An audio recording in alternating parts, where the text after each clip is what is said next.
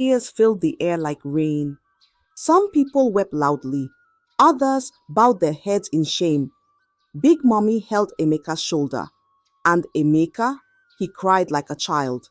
Mr. Adamu stood up quietly and tried to sneak away, but police were already waiting. They grabbed him, cuffed him, charged him with abuse, with defamation of character, with destruction of a life. This time, he didn't escape. He was dragged out like the coward he had become. And Chichi, she didn't look back because she had already looked pain in the eye and survived. Later that week, Emeka and Chichi returned to the same village that once threw her out. The village looked the same, but time had passed. The same dust still danced on the red earth. The same crooked houses still leaned against the wind. But something was different now. Chichi was no longer the girl with swollen feet and a crying baby on her back. She was a woman, strong, whole, unshaken, and beside her stood Emeka, tall, confident, and dressed like a man the world must respect.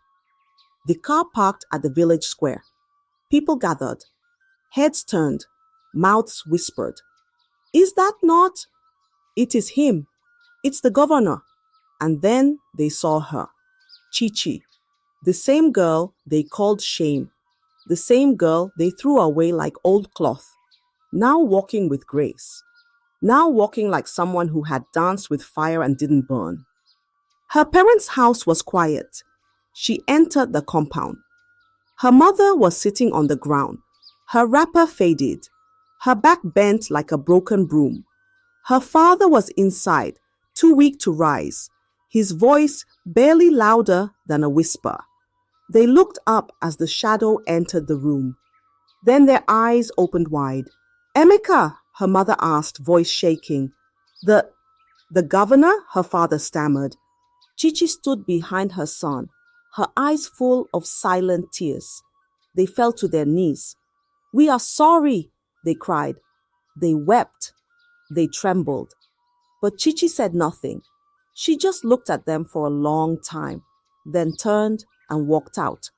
Later that month, she sent caretakers. They brought food, medicine, and clean clothes.